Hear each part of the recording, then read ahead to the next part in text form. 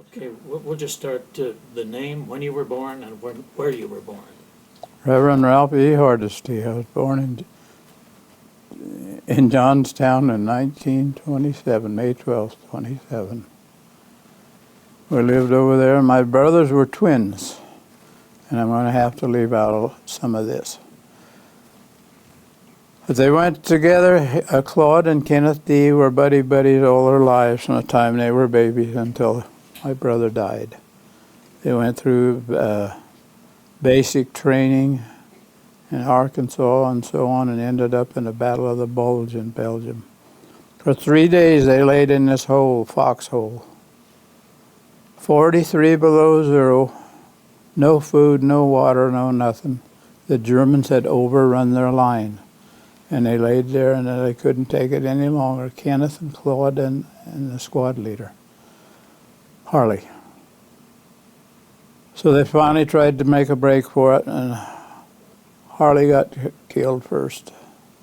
The German machine gun sat there for days waiting for him. Kenneth comes second, and he made it out. Claude, my brother, he never made it. Now we know all this to be a fact because it was on the film, Army film. And that's really probably all that you need. What Army film? Do you remember what that was? Patton's Third Army, I think it was. Now, Kenneth was not a brother. He was just a friend, and they had grown up with Claude all these years. They served together in basic. They worked together in Johnstown. And they went in the Army together. They went to the Battle of the Bulge. Well, Kenneth got out alive. My brother was dead. The Germans got him with a machine gun.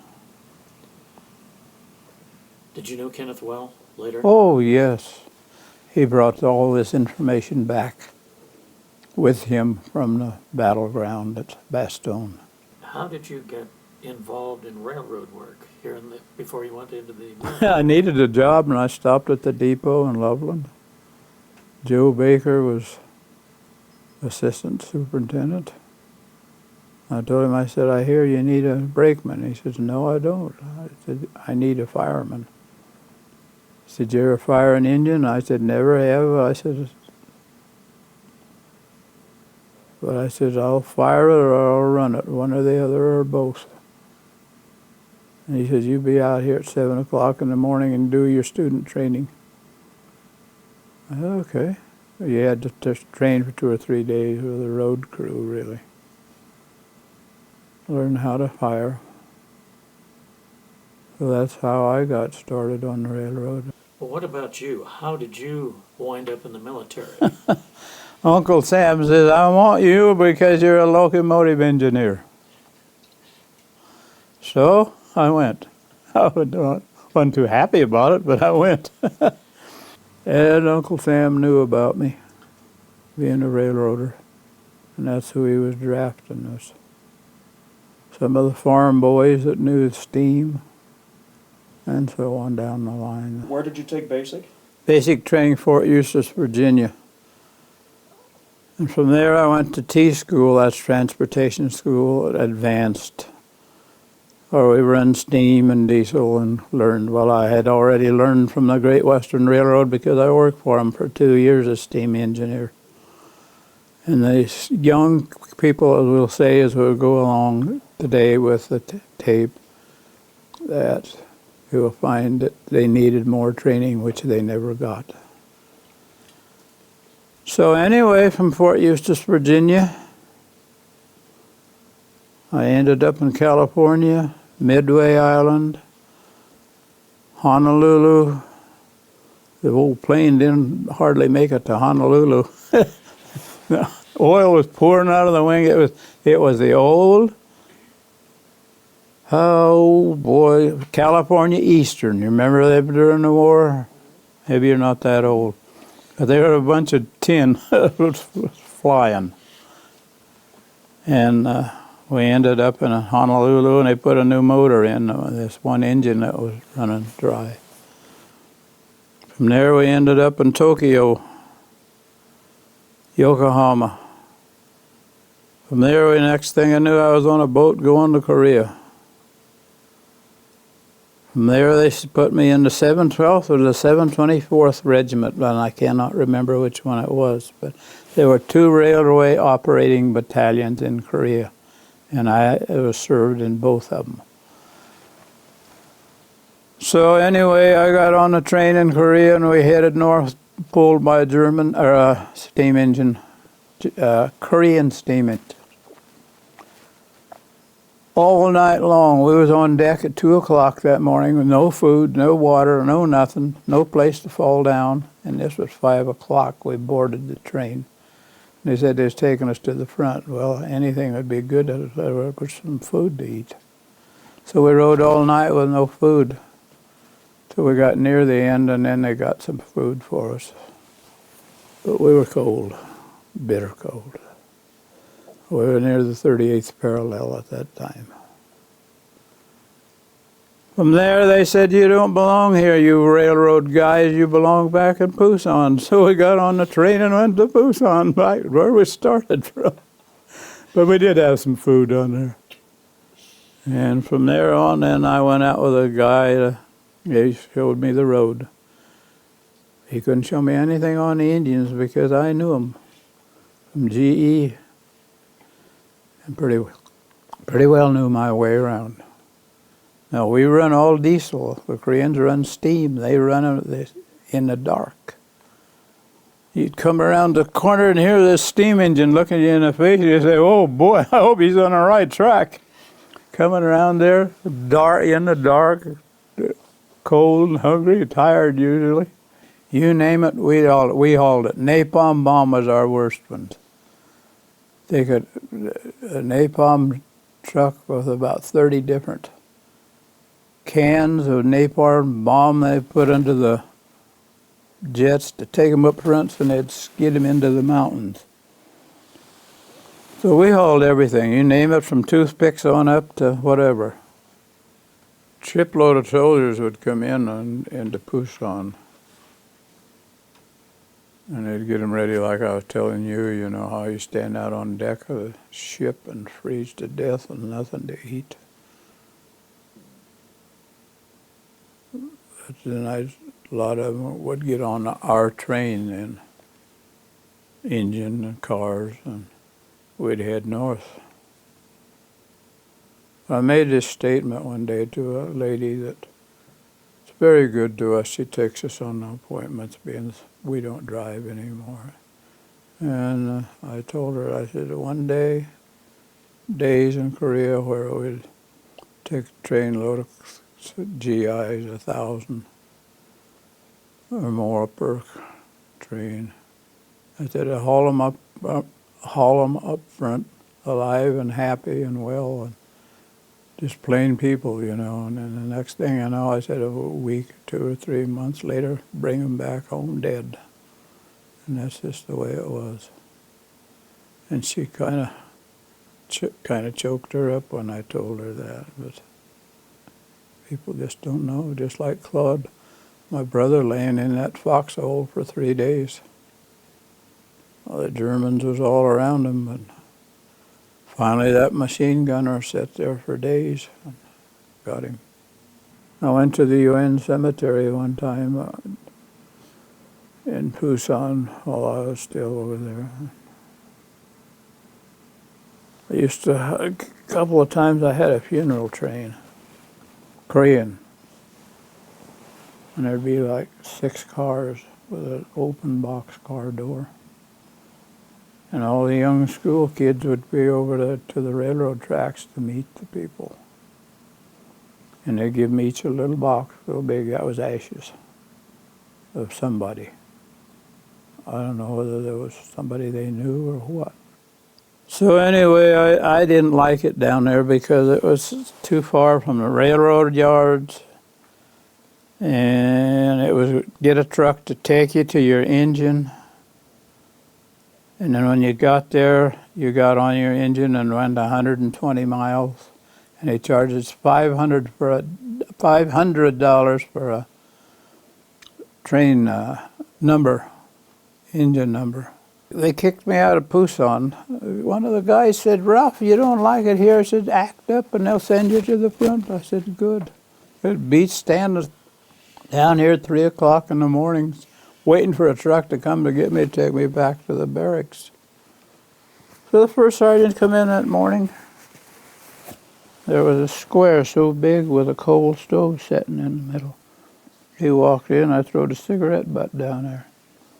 He said, "Private Hardesty, pick up that cigarette butt." I said, "If you want it picked up, you pick it up." And boy, it wasn't long till I had orders heading north. They didn't want me down there. "Yes, sir, yes, sir." Up where we was at up north, we had very little problems. Pretty well run our railroad the way we're supposed to run it and so on. The Koreans run all steam. They got these brand new steam engines from Japan. They were a good engine. But the first thing they done was to beat the windows out of them. And the water, there's a water glass in them telling you how much water there is in the boiler. It busts the water glass.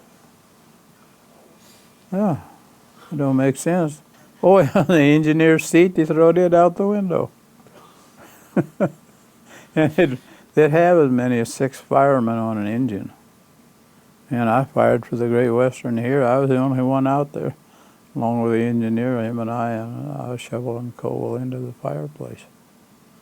That's where the Army got me, because I knew my engines. The 8th Army knew where I was, and so on, and we held a meeting down in Tucson. And I told this GE man, there were 4 of the GE guys that come across there to inspect their engines. They were on loan to the 8th Army. And I got up and said that these boys didn't have the proper training, and I knew what I was talking about, but nobody listened to me. They take some kid out here to work for McDonald's and shove him in there and say, "You're an engineer." And instructors would do most of the running the engine stateside. And they'd come over there and we'd have to break them in, show them how to run an engine. What kind of maintenance did you have when you had problems with the trains and getting things fixed or fixing bad? We had a good back shop where they had engine parts. One officer said at that meeting that day, he says, "I've got a complaint." He says, "Those brake shoes are wearing out on them engines." I said, "Oh, good gosh, that's what they were made for, to wear out and to stop an engine." Now, that's all he knew. See, they just grabbed these guys from nowhere, and you just take some kid that was on an engine for about 10 seconds on the state side and show him into Korea. He was not ready for Korea. That one GE, General Electric, guy said to me, he said, "Boy, you know your engines, don't you?" I said, "Yes, I do." Well, they should have promoted me at that time and put me out on the rails breaking these kids in. We didn't have many wrecks. Little E.J. Bergstrom, he had a rear end collision because he didn't know how to brake. He rammed a school train. I don't know how many he killed on that train. But most of us survived it. And the 2 divisions met in Tucson. Sometimes we'd have an 800 horsepower engine. And sometimes we'd have 6, because they'd tie 2 together. And one time I had 2 of the big, we call them the big pigs, 1,800 horsepower like you see coming through here years ago. And they were non-stop. 8th Army Headquarters says you get on that engine and you go to Daegu, one of you gets off, and throws his bag up. The next one, the same thing, throw his bag up and hope that it stayed on the back of the engine. 'Cause that's all he got was what was there. The food and clothes, and try to survive it over about 400-mile journey up the track. I always was able to make it. I ride the big pig. It sounds more fun than it probably was, riding a big pig. How close to the actual front did they run the rails? Right up to the front line. They unloaded their goods. Whatever they ordered, it was on order. It was coming from the States, and they got it. They had a big warehouse down in Busan for ordinary shells and stuff. But I hated them military trains. You didn't feel too good sitting up there with 30 cans of napalm. One for every placed bullet would have been fried Ralph in a matter of seconds. And when you were up at the front, could the Chinese and the North Koreans see where you were and target you? Oh, yes. They sang that one song, "She Ain't Got No Yo-Yo." That was a Chinese song. She ain't got no yo-yo. And the J.I.'s changed it. She ain't got no short time. We had a guy, we called him Bed Check Charlie. He was a Chinese or Korean, I don't know. And he'd fly around the air bases and stuff at night and throw out a couple of mortar shells and head back to China. Bed Check Charlie. We finally shot him down there just the last week of the war. Bed Check Charlie was no more. We always set our watches by the right time by him. At least he was efficient and on time. Yeah. About how long would it take if you were going from Busan up to the front? It depends on what you was carrying, how much. It depends on how many Korean trains was ahead of you. So, as a general rule, after you got your train coupled into a car, 3 to 4 hours to 100 miles. But this one I was just telling you about the big pigs, they are non-stop all the way from Busan to Daejeon. And it was getting cold when I left there and they started that journey. Did you ever have trouble with the snow building up on the tracks? I didn't, but further north they had snow. We left in December and it hadn't snowed yet in our area. But the 712s had snow. As a general rule, snow don't bother you unless it drifts, blows on you. I remember on a Great Western when I was firing there, I often wondered why you'd tear into them drifts like 3 foot tall or so. And you just keep it tugging right along like it didn't hit anything. Oh yeah, it was quite a deal, it was an ordeal. We were so bitter, cold, and hungry when unbelievable. Did it affect your trains? I know we've talked to guys where the Jeeps and the tanks, everything would just really froze up. Yeah. How did it affect the trains? Same. Diesel, you leave them run all night or all the time. But it also takes diesel fuel. If you didn't have the fuel and the trains froze up, what would you have to do to get them running again? Well, more fuel would be the answer to it. The injectors would pump it up into the engines. About the only way I can answer that one, I think. So we'll get a little deeper into Korea at this point. Korean life is cheap. They don't care how many they die, how many they sacrifice or anything. So they got $300 or $500, I don't remember, for each GI It was killed by the GIs. They got paid that much before I got kicked out of Pusan. That's the best thing that ever happened to me. And Gene Riley was running one of the engines, not the one I was on, because there was only one of us on the engine. Started down through the Cho-Cha-Chang Tunnel, and gunny sacks was jumping up and down. They'd sacked up some of their people and put them in the railroad track for the engines to kill. So, like I say, life is cheap. And that was only one thing that happened down in Pusan. Another time, no, I'll take it back. Another time, one of the Korean guards was supposed to guard my train, and he had a M1. I think it was an M1 he carried.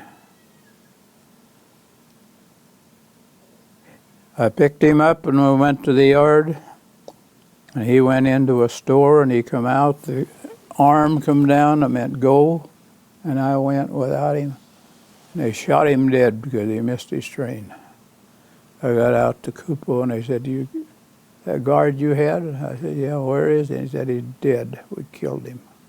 Yeah, that's okay, I didn't need no guard. I made it this far without guerrilla activity. Because we had guerrilla activity all along the line. The women was carrying on their heads big pots full of ammunition.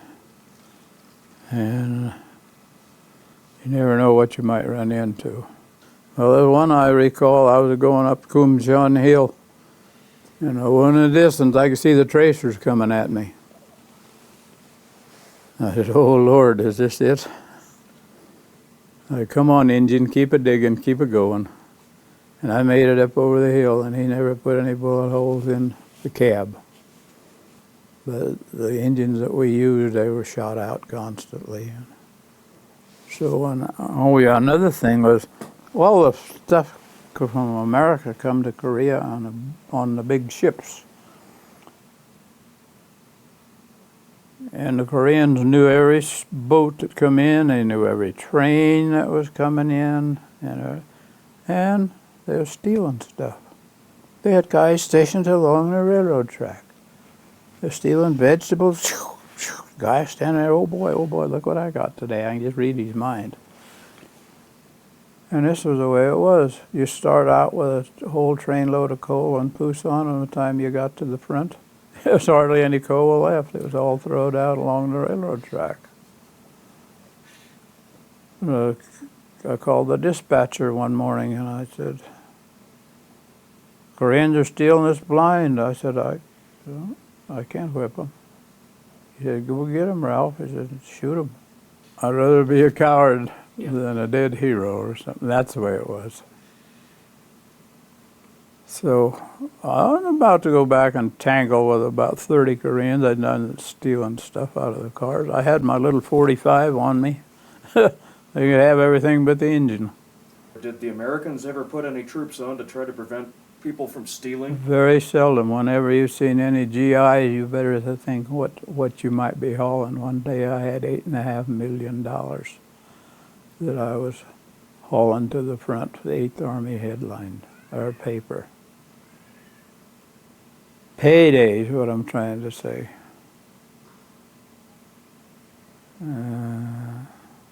I hauled a lot of dignitaries, fancy coaches. One coach I had one night behind the engine, he said, can I come up? I said, sure, come on up. He said, you want a beer? I said, sure, I want a beer.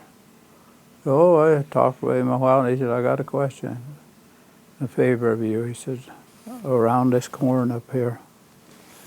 He said, would you go slow? I said, well, all right. He said, I lost 8 of my boys in an ambush here. So I went slow over that area that he asked me to. And then he got back in the engine and said to his houseboy, it was a Korean houseboy, he said, make Ralph a ham sandwich. He was loaded with food. So I got another sandwich and a beer out of them. And he says, can I stay here in the engine with you? And I said, sure you can. He was a good old boy. Daegu. And that's where the two divisions met, or three divisions met. So we changed the trains. Sometimes we'd give them empty, sometimes we didn't. Sometimes they'd take them back or whatever. So I switched the airfield there at Tegu. And a bunch of stuff fell off a rail car from the main line into the air base. They tied a couple of dogs out there to guard that junk that night. To us it was junk, but it wasn't. It was very valuable to the 8th Air Force. General walked in our barracks one day and he looked around and he said, "Hey," he said, "boy, you got some good looking stoves." They were those pot-belly stoves, so big, so square. He says, "You guys, where'd you get them?" I said, "Well, let's see, where did we get them? You'd steal some from me, will you?" I don't know that. So we got him some stoves too. Well, I was coming out of Tegu one night, and 2 o'clock in the morning, I looked back to see how things was going. Well, I found out I had a box on fire, the big bearing on the side of the engines.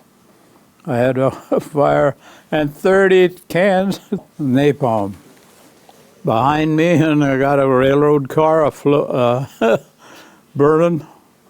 So what have I got to do? I had one choice, and that's keep it going to the next station and get the Koreans that was in the station to take it off. I don't know what they'd done with it. I got rid of it. Do you know what honey buckets are? No, I don't actually, so. Well, it's human waste. And they'd carry it in a cart like 4 foot long and 3, 4 foot high. And they'd go around and buy it from the people. I come around the mountain, and one of the worst things could happen to you is you hit a honey bucket. I come around this mountain, and they'd put all their houses in little cities kind of back in for winter cold, I guess. I come around this mountain, and here's this guy with these honey buckets got on the track, the wheel of his cart. I had a guy from New York Times with me taking notes and stuff to put in his newspaper. And I smacked that honey cart, and you know, all that stuff flew somewhere, but it never bothered my engine a bit. It never, well, praise God for that. The old honey cart. The guy, the reporter says, "What are you going to do? Ain't you going to stop and see him?" I said, "What do you want me to do? Give him a name, rank, and serial number?" I said, "I ain't stopping." And I didn't stop. What happened to him and his honey cart, I don't know. I went to charging into Yongdong-po with about 60 cars. There were train wrecks like that. I was coming down through Sanman-jin one night, a hooting and a hollering. Whole string load of cars. I got about 30 cars over the switch, and the switches were thrown from the depot, long wires, and the guerrillas took over this depot and threw the switch. They meant for me, but they missed me about 30 cars. And I had cars flying through the air every direction. And I happened to have the roadmaster with me that night. He says, "Ralph, and the air separates between cars where you got no brakes. You take air out of these cylinders to brake." And so he went back and he closed the angle cock on the car. I was sitting on the engine trying to pump up the air. All you could do was just sit there and speed up the engine. So after a while, he come a screaming back up, or "Daijobi, GI Daijobi." That means okay. That he got that coupled up, and I started that engine, and I started spinning my wheels because I was not properly loaded with air in the tanks. Pretty soon they released, and down the hill I went. Down to Pusan. That night, I don't know what I was doing up there. And in Pusan, they said, "Hey, General, come out." handed me a bill for several $1,000s. Train wreck. You wrecked the train. Thousands of dollars. They want me to pay for it. They do that. They even charge you for a bottle, coffee cup. So I got out of that. But Sergeant Haynes said to me, he said, Ralph, he said, don't you sign any of them papers. He says, they can't make you pay. So they put that train wreck together. Did the North Koreans go after the tracks? Did they sabotage the tracks? Okay, I'm glad you asked that. What they done, they put a landmine underneath the rail with a trip iron away from there. So when a train would come up, it'd hit that wire and trip the grenade. So back down to a little town in an area I had never been before. And I started out from Daegu, and the engineer, I told him, I said, I'd never been on this line before, and I said, I don't want to go out there in the dark. He said, well, your orders are that you will. And I said, all right. So I head out in the country a little ways, and the next thing I know, an engine changes transmission, just like your car, how it'll change from low to high and so on. And blow to headlight, there's no surge, blow to headlight. So I called the dispatcher, and he said, could you go back and get another engine? I said, okay. I did. And I went out there, and it was the same thing. I blowed another headlight. So I went back, got another engine to the yard. Finally, I got the third engine, and I was chugging along the railroad track in the dark. I don't know why the Koreans gave it to us, but they did. They were going to the East Coast. There was about 1,000 soldiers in that caboose, or cars. I got a station stop, and that old arm was out. That means positive stop. 1,000 Koreans milling around drunk on a hop, all hopped up and really living it up. And here I am on the engine with my little 45. Wouldn't have made me much good if I would have had to use it. I don't know. And then every fifth Korean had a weapon. The rest of them were to follow a guy up the mountainside. If he's dead, you grab his rifle and go on. But when I got into the station, it was just getting daylight, and I can't remember the name of that station, but it don't matter. A white GI crawled up on the engine and said, well, you killed 8 last night up at that little town. I said, well, I didn't kill any of them. I said, what happened? He said, they laid their heads on the rail, and the engine just chopped them off. And that's what I would go back to the beginning. Life is cheap. So then they cut me loose from my training, man. I went back to Daegu in a hurry. You can bet on that. I was glad to get out of there. And we're going up the track a little ways, and rice paddies everywhere. It's beautiful country in places and so on. Coming out of Daegu was a pretty big hill. At the top of the hill, of course, there was a curve. You drop down into Daejeon.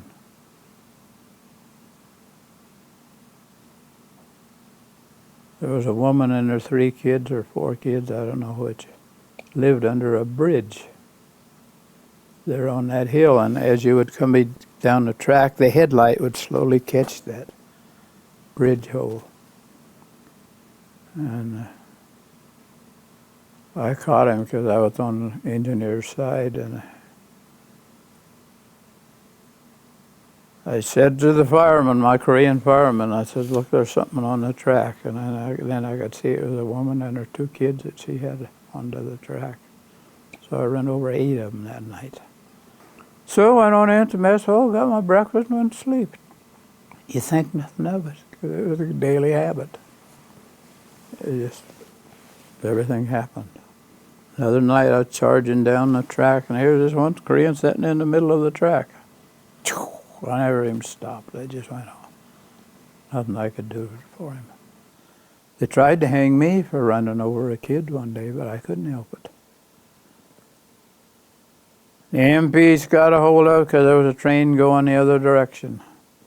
And the MP colonel got a hold of it and says, hang that guy running over that Korean kid.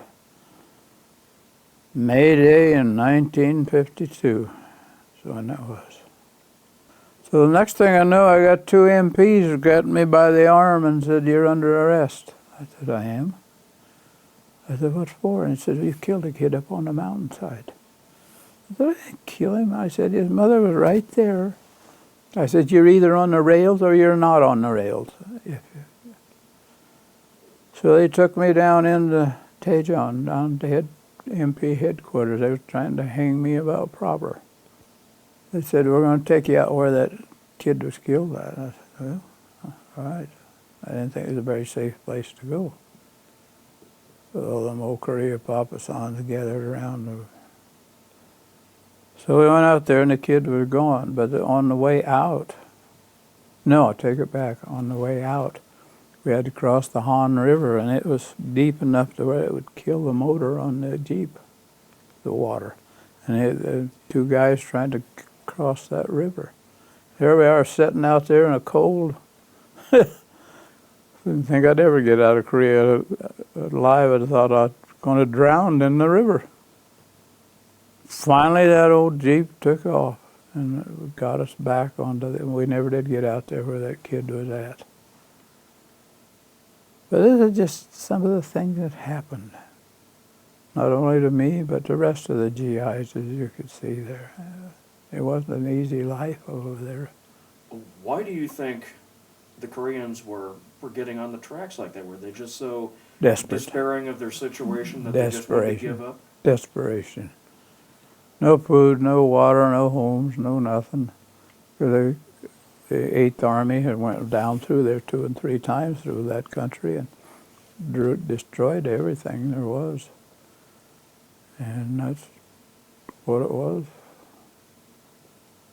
You see them sitting around the depots selling soup. I seen a woman one night, I seen her out in the country about 8 miles, walking along the railroad track. Well, and then I said, oh, that's that woman that sells soup down by the PX. Well, I didn't stop and pick her up, but it was against the rules. But it was just desperation. The time she got home, it was time to make soup and walk back to the PX. You know. So the war drug on and drug on and drug on. Each day just blasting each other away. So the GI's favorite thing was to set up a 50 caliber machine gun on our side of the mountain and just sit there for hours waiting for a Chinaman to come out of the barracks, and he'd get him with that 32. Yeah. And he got a lot of them that way. Just aggravation, you know, just to tease him. But there was another one in there. He had his legs cut off about here. He crawled around the freight yard there in Daegu. He couldn't walk, of course, because he never had no leg. And I'd been warned of him that he hung around the first level of the floor. I went up there about 2 o'clock and I'm running up the stairs, and the next thing I knew, his body lunged at me. Just that quick I realized that was the guy they was telling me about. He was waiting up there hoping he could grab somebody. And he was stout and strong, but I seen him in the daylight. He'd murder a guy and choke him to death, but his legs were gone. How'd you get away from him? I jumped, jerked myself, and got away. I never looked back.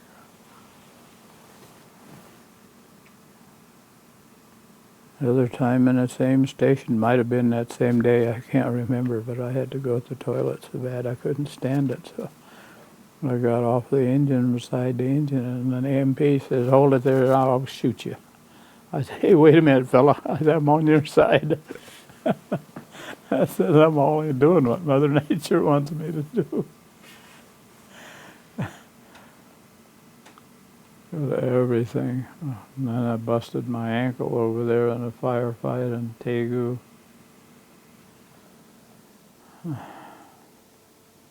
Crawled about a block and a half to my engine. Couldn't walk.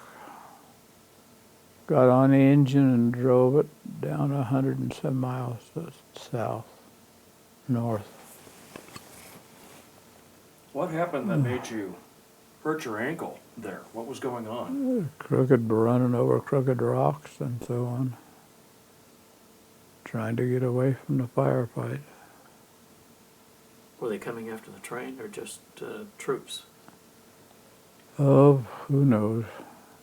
Can't really answer it. Probably the whole train. They'd like to have the food and stuff that was on the train. Did you get medical help immediately after you? No, I didn't. I crawled back over to the rail yard. It was about a block away. And a jeep stopped and started speaking in some foreign language. And come to find out it was Belgian. Two guys were Belgian. I finally got it across to them. I wanted to go to 8th Army Hospital.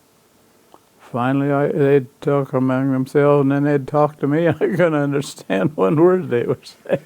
So I got out there, and the doctor took a look at me and said, it's sprained. Yeah, you better believe it's sprained. He said, yeah, you're all right. There's nothing the matter with you. So then I did get a ride back to the barracks, but I laid in the barracks a couple of days, and back to operating the locomotives again.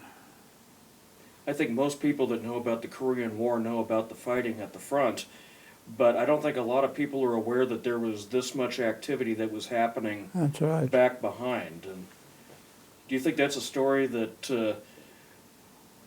needs to be told more, that more people need to know about that? Well, it's a story that most people, when we come home on the boat while the protesters were waiting for us in Seattle, waving their flags and condemning us for going to war in Korea. Does that kind of help you answer your question? But it was just the idea that I don't think people realized that behind the lines that there was that much Activity. and guerrillas. And were the guerrillas, were they South Koreans that were sympathetic to the North, or were they Chinese or North Koreans that got down in there? I can't really answer that, who they were. A guerrilla's a guerrilla to me, you know. I don't know if you had ever talked to anybody that went after them to find out exactly what they were doing and how they were getting there. I got to where the GI, they wear these heavy, on their head, a heavy coat, and they'd put the ammunition below their, carried on their head, so we got to the point where we'd start ripping it off, hoping it didn't blow up. I never blowed any, but I know some of the other guys did. Well, this has been interesting to us because it's a totally different aspect than we've ever heard. We've never heard of anybody involved with something like the trains. I had a guy from Johnstown, Colorado with me, Eddie, one day. He was at KCOMZ headquarters, at Korean military zone headquarters. He wanted to go for a ride. I said, well, okay. He said, I'll get a leave and we'll go. So we cut out with a bunch of plywood on the train. We started up this hill, and I can't remember the name of it, but we had the load was loaded on the flat cars about so high, and I had probably maybe 20 carloads. I seen this Korean start crawling from car to car to car. And I said to myself, is he a gorilla? Is he not? What is he? I made up my mind when he come into that last car and stepped on the step beside the engine to come up and they could step up to the car. we okay here. And as he entered that last car, I told Eddie, I said, you sit over there, you be the engineer. He had no idea in the world what he was doing. That Korean crawled up there, or whoever he was, and I let him open the door about halfway, and I took my foot, and knocked him down the mountainside.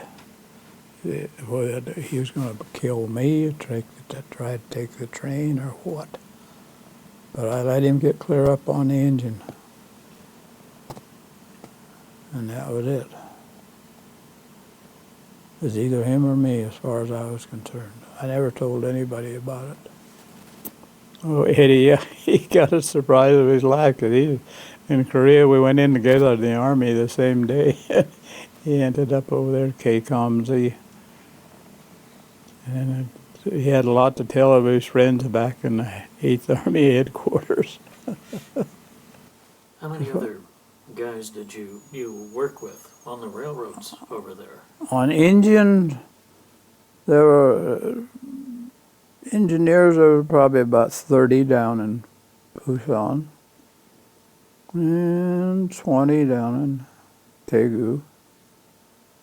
And Daejeon was where the two divisions met, the 8th Army not headquarters, but that's where the two divisions met. The one that was went to the real front where the action was at. And we were right behind them with our napalm and bombs and everything else, sitting there waiting for it. Every once in a while, a certain division would send a man to Busan to the warehouse to get liquor. And we'd load him up with liquor, or I didn't, but he was loaded with liquor, this flat car, caboose, whatever, yeah. And he'd go to Daegu. Now this guy's all alone in this car, no heat, no nothing. And he got into Daegu,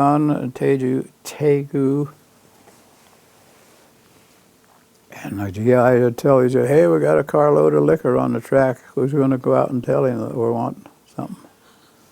So we would go out and tell him we wanted this and that, and he'd say, oh no, that's enough. Or he'd shut us off altogether. One night, we went out there, the train come in with this car, and the favorite thing we'd done was set the car out on the track where he was all alone, and he didn't dare leave that car because some of the Koreans would steal him blind, including the car. And he pulled out his .45, that guy in there, the guard heading for the front. He said, if you take that out of here, he said, I'll kill you. I said, I hear you. I heard him loud and clear. Oh, I'll tell you the good one.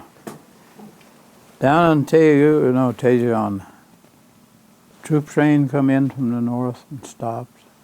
This GI got off, went in the station and bought 3 gallons of ice cream for his troops. He come out, the train was gone. He's 100 miles from Busan. 3 gallons of ice cream.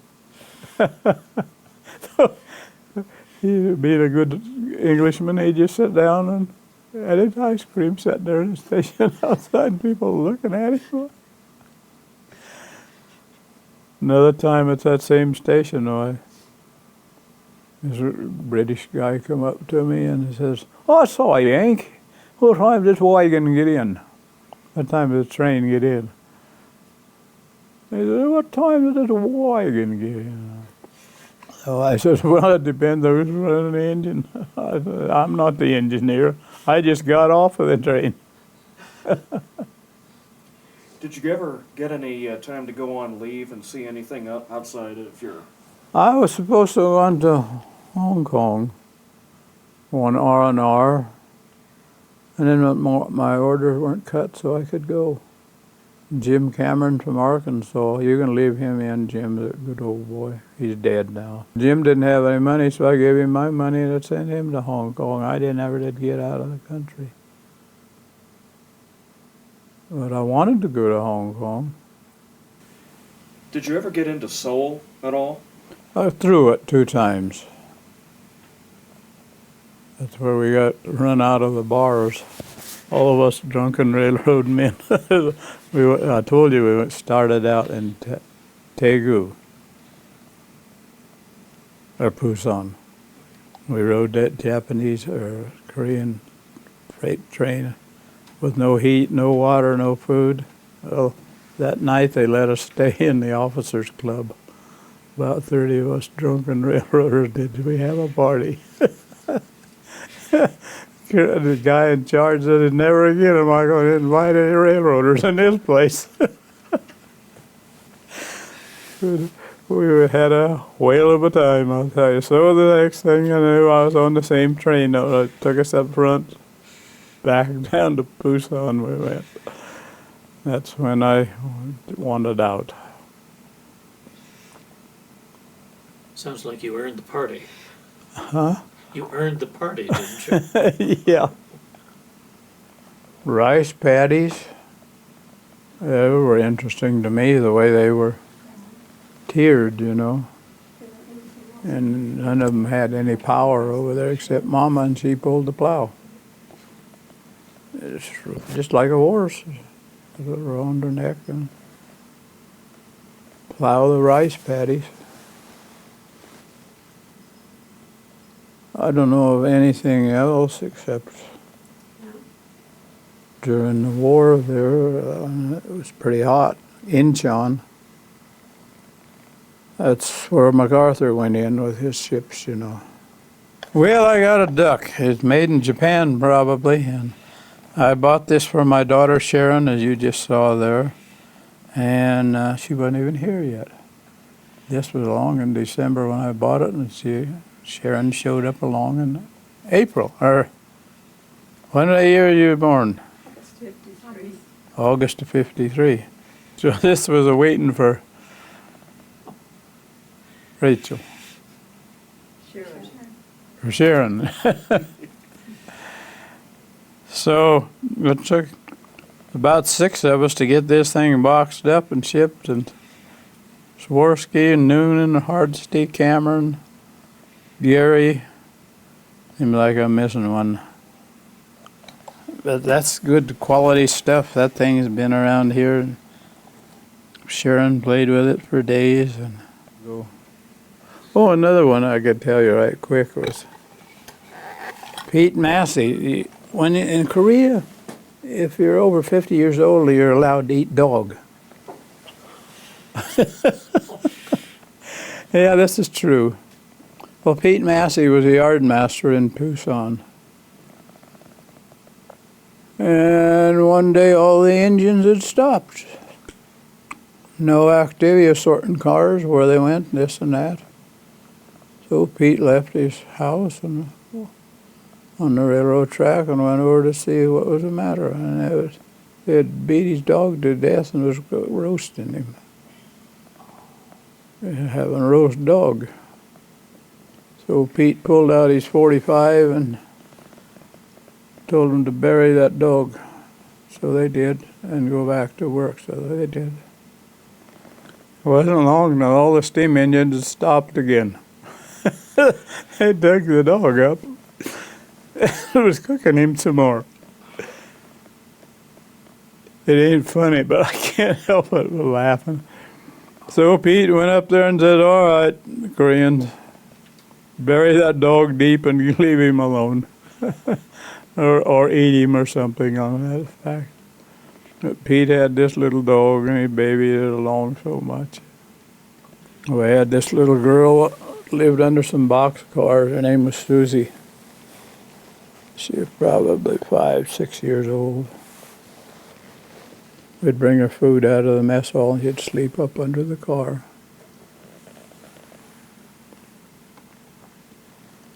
One night, company commanders started coming into the barracks and inspecting the barracks, and here was Susie in the barracks. And old Lanahan grabbed her and shoved her down in his sleeping bag, and he crawled in. We never touched that little girl. Nobody ever touched that little girl. She was a homeless girl. And I was in the process of thinking about trying to adopt her, but I'll tell you, the mouth on that she had learned from the GI is unbelievable. So anyway, hadn't seen Susie around for quite a while. So I asked some people, where's Susie? And Korean, they point, Susie sayonara. Really? How come? I said, the GI Korean beat Susie to death. Oh, the Susie's no more.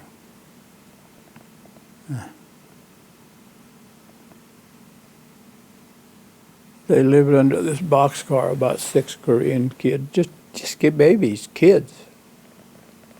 And we'd bring them food, or they'd go to the mess hall garbage can and eat the food they got in the garbage can. Well, how long were you over there? Another year. But there was a lot of stuff going on over there. We got to Korea then in 1952, okay? And things had calmed down where there was really more or less a front on the 38th parallel, where the Chinese and the Japanese were over here and we were over here. And they're just blasting each other day in and day out. The Chinese said, well, we'll probably end the war when the United States gets enough casualties to think that it's time to end the war. So then they started fighting over the size of the table. Do you remember that? You don't. Well, they had a big round table. And the Koreans and the Chinese sat over here, and the GIs would sit on this side of the table. But they couldn't agree on the size of the table, and it was too big and it was too small. So you mentioned you left before it snowed. When did you get back to the United States? Oh, just before Christmas. In 52, 53, I forget which it is. Did you go right into the railroad industry when you Yeah, came back? got home on Saturday night, and Monday they put me back in the railroad shop. And on the road called the rip track, that's where they, repair cars and stuff. And then we had the engine house, so I worked both places back and forth. Did people know where you'd been? You know, they didn't really care. Very few people knew there was a war on and that people dying every day, freezing to death and so on. Have you had any reunions or seen guys from the No, war since? we were all scattered. I seen 3 or 4 of them come by our house when we lived in Loveland. I lost all contact with them. How long did you stay in the railroading after the war? After the war, I don't know. So how many years was it, Mom, from the time I got home? Let's see, About 10 years. 61, about 9 years, I guess. Well, there were several reasons why I left. To begin with, they wanted to run some guy around me. He had a fireman's license, and so did I. And they hired him and put him in the roundhouse and gave him my job, which was legal. There was nothing I could do, and one day I got a letter in the mailbox that said who was the head engineer right on down, and mine was the last on the list after I had spent 20 years working for the Great Western Railroad. So I went home, painted a sign, house for sale. And we moved to Boulders, didn't we, Mama? They started turning to diesel and things weren't going right, so I just picked up and moved to Boulder. Feed my kids in Boulder. I went to work at the university and worked 10 years. Sold my farm. I had a little farm of 5 acres in Loveland. That's how I got into it. Well, and the steam engine that Dad steamed is it in Pennsylvania? They Oh, kept- number 90's in Pennsylvania. Yeah, that original one is still in existence, so. Yeah. Oh, that's great. Well, That's neat. Yeah. it's neat that It something's really been is. preserved like that, Right. because a lot of things weren't. I know. Yeah, it belongs to the Pensy now. They use it for an excursion train down through the, Oh, for goodness sake. oh, not Mormons, what's that other bunch? Amish? Amish. Amish. Amish, The yeah. train goes down into the Amish country. From there, we started working with the Indians. And we worked with a Navajo and Apache. We had, Joyce was the preacher. She teaches and preaches to the people. But now we're old and ugly, we don't go anymore. I wouldn't say that. How did you get involved with working with the Indians? Was this on the reservation? Yes, this was in the reservation in Navajo country down in the Four Corners area. Well, it's a long story. We got started with our Navajo kids on a Christmas day back in 62. 1962. Just sound off real loud, Mom. We had two of them at our place for dinner, and my parents was there from Johnstown. And them little Indian kids kind of growed on us. They were tuberculosis. That's why they were up here in the hospital. They brought them up here because their parents would take them home if they'd put them in a reservation hospital. So when they got to the point where they couldn't give tuberculosis, or arrested, or what's the proper word for it, then they could go out with people like Joyce and I. So we fell in love with them, and we'd take them out and buy them clothes and rings and clothes and so on. And it just mushroomed from there on. We took a trip to the reservation. Sharon was just a tiny baby. Not real tiny, but she was still a baby. Yeah. 65. She learned Navajo pretty good, but she's forgot it all now. Yeah. But anyway, it just growed, and through the years, then the Lord put us into ministry, put her into ministry. And through the years, well, then I was ordained into ministry. So then we mushroomed a little bit on the reservation and teaching and preaching in many churches. Hauled truckloads of clothes and food and money down to the people. You got anything, Mama, you can add to this? Tell them the first time we went down how they used smoke signals to let people know we were there. Yeah, they have smoke signals. People don't believe this, but they let us know they were there. And mirrors. They'd flash a mirror at you for a mile or two away and let that old sun hit that. And each one would mean, come and see us, come out and give us something or something. Or your aunt's here or something. They had their way, you know. Remember that day we had the flat tire on the reservation? And no, we didn't. The other guy, the Navajos had the flat tire on the reservation.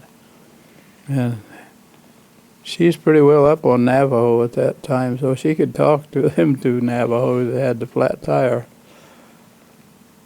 He was hauling it up to one of the caves in Arizona, northern Arizona. So we had years of time in the reservation. We'd come home and buy a bunch of junk on garage sales and sell it for a higher price and get money to go back to the reservation. Yeah, there's lots of stories of the clothes that we took down to them. We're still getting thanks for it. People saying if you hadn't brought clothes, Mom and Daddy said that we couldn't go to school this year because we didn't have no money for clothes. Oh, I believe it too. A lot of poverty. Oh, my gosh. Still. I was going to No, say, it's not. It some hasn't things haven't changed. really changed, have they? One of the saddest things that we ever seen on the reservation was this woman about 90 years old. Her and her grandson lived out on a prairie out in the middle of nowhere. They're in nobody to look after them. What, they couldn't walk, they could only crawl. And we learned right away that she was the only one that, not the only one, but one of the persons that we could help. So we'd save the canned goods and stuff as best we could and still distribute it on the reservation. And we had some money that people would give us, and so we would give her money so she could hitch a ride somehow at the trading post at Tolacon. And Mom, what was it, 90 degrees in the outside and hotter than that inside her house, and she lit a fire. She was cold. I was about to pass out from the heat. But then as we was leaving, she crawled out the door and run. Very faint little goodbye. That was the problem with the Navajos, is that they got away from the Navajo language, and so a lot of the young people don't speak Navajo, or they're not fluent in it. So you've got this clash of cultures where you've still got some of the grandmas who only speak Navajo, but that's quickly fading away. And then the young people who don't, so they're really trying to keep those traditions back. Mhm. I'm Because sure it's it so is going, important. because they're at an age, my age and older, I'm sure. Working with the Navajo, the one thing that people know about the Navajo and the military is the code talkers of World War II. And I was wondering if you ever had any dealings with some of those guys. They only stayed with us 3 or 4 times for a couple of days. 3 of the code talkers. The names I don't recall. Scott, George Scott, George Willie Jr., or George Willie Sr. they were actually here 2, 3 years ago. Oh, really? Yeah, I Goodness. have pictures. yeah. Yeah. You see, we were the halfway point from the reservation to here. And was on their way to Montana to a wedding or something. Oh, So they come and let us know they was coming. So we'd had a big outdoor grill when we lived in Boulder. And we'd throw in a bunch of beans and throw in a ham in a hot fire and let her boil all day long. They'd come in and their supper was on the table. It's like that. Mom would really take care of them from the kitchen. I'd keep the fire going. Chuck steaks, that's what we usually cooked. oh, yeah. Mhm. But then when they came here, there was probably, 6 or 8 of them a few years back, and, the whole back porch was full of people. We cooked more bacon than you can imagine to feed. We were like cooking in shifts, because they loved bacon. So, but he was one of the last 1 or 2 remaining code talkers. I was wondering how Oh, many were yeah. still around. I think there's just All the one. original ones are gone, and there's not very many of the others. Mhm. Just one now, I think it is. Yeah. Yeah, what are the days? Oh, we miss them. Quite a life and quite experience. We had some good experiences. We traveled partially Utah, New Mexico, Colorado, and Navajo mainly our concern. But it was fun through the years and hard labor too. We bought rugs and jewelry and stuff from them to help pay for the trips. And they ever paid in cash. Yeah, anyway, we just spread out slowly through the years and time, and then Joyce started preaching and teaching to the Navajo at Tolacon, Sweetwater, and Tisnos Pass.